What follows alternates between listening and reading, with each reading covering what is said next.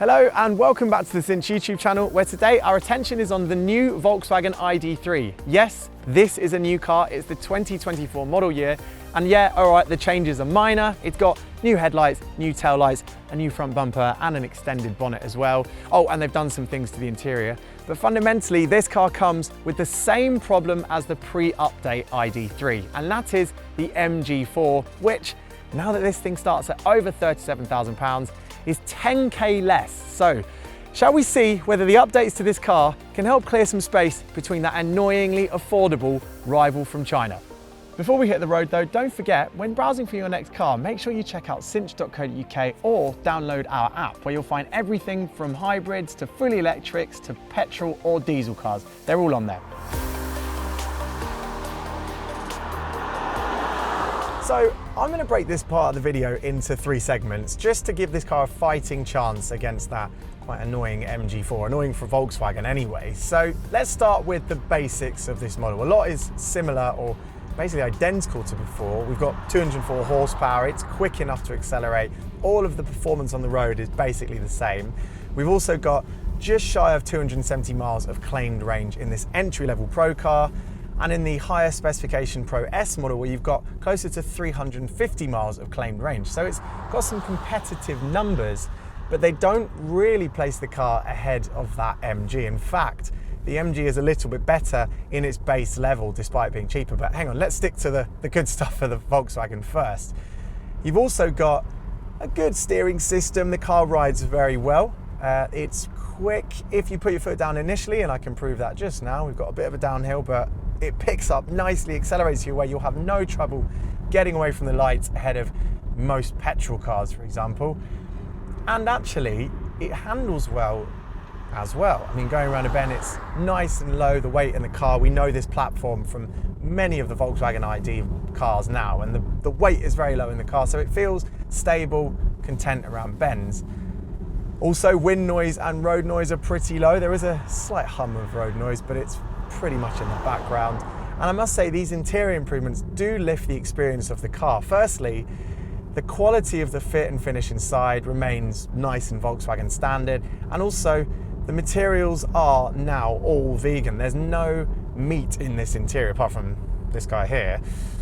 And so you've got fake leathers and you've got fake suedes as well on the door. So it feels expensive, it feels plush, but yet lower amounts of CO2 are used to make it, and of course it's more ethically friendly. And then you've got the technology in the car. Now, most of it is the same. You've still got the same infotainment screen in the middle. We've still got the same small instrument cluster ahead of me. And they both work pretty well when you're just staring at them and driving. The instrument cluster ahead has tons of information despite being quite small. I can see, for example, right now I'm getting 2.9 miles per kilowatt hour. I've been driving pretty sensibly so far. And I can see I've got 203 miles of range on the dash at 92% battery. And I've also got a head-up display, which is really big, and it's a head-up display in the sense that it projects directly onto the windscreen rather than a screen ahead of my instrument cluster.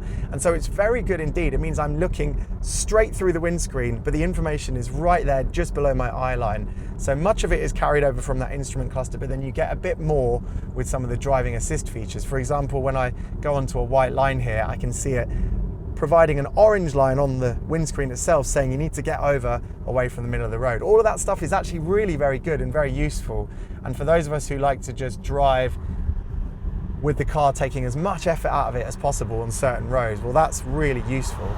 Now, the infotainment system itself is pretty good. I didn't like the system when it was first introduced by Volkswagen because it was a bit hard to get used to, but actually once you do figure it out, it's quite nice. The graphics are very sharp. It's not very big, this screen itself. It's quite wide, but it's not long. But it does still have the same Achilles heel as the pre-update car, and that is the climate control stuff. You still got to use these annoying and fiddly slidey controls for the heating, and the same for the volume as well. You can change the volume on the steering wheel of the car, which I always do because I hate using the one on there. But it means that, well, it's nice to look at, and actually fundamentally you're thinking this is a good piece of tech. It just is a bit annoying in places to use. So not great there. I was hoping they might have changed the heater controls. And then I have to talk about how this car performs as an EV, as a proposition of an electric car with a battery and how it is to charge and stuff like that. Now the numbers, as I said, are pretty competitive when you look at the general group. It will rapid charge as well, so you can get, I think it was from 10 to 80% in about 30 minutes, which is pretty much what everyone's saying these days. And I think you're basically only 5 minutes quicker whether you go for the bigger or smaller battery cars. So it's where it needs to be. But what about how this thing compares to that MG when it comes to running an EV, a battery electric car? Well, charging is kind of where it needs to be, as I said. I mean, it will fast charge, Volkswagen says, from about 10 to 80% in 35 minutes. That's pretty much standard for the class, standard for most EVs these days, I would say. And obviously that range as well is not too bad. The MG, from the base level, is claimed to offer over 300 miles between charges, whereas this, obviously in the base level, is more than 30 miles under that. But I have to say, the range in this does stay consistent as I'm driving it. I'm still averaging 2.8 miles per kilowatt hour. So we're getting pretty good efficiency out of it. And if you drive it smoothly and sensibly and you click the car into B mode, so you're not just in drive, you can recover quite a lot of energy back. As I go down this hill, for example, I can feel the regen actually slowing the car down. I'm not having to brake. But that is true for that MG. So really, the main proposition you have here, because fundamentally when you look at the numbers on the paper, when you look at the way this thing performs on the road, well, it's at best as good as the MG, and in some cases not as good as the MG. Well, really what the proposition is here is that you're in a Volkswagen and that you've got that brand dependability and you trust the brand. It does feel like a Volkswagen, as I said, when you drive the car, the quality and the materials, everything, while it's all vegan in here, it still feels comparable to other Volkswagen models, and there are shared parts between the dash and electric components.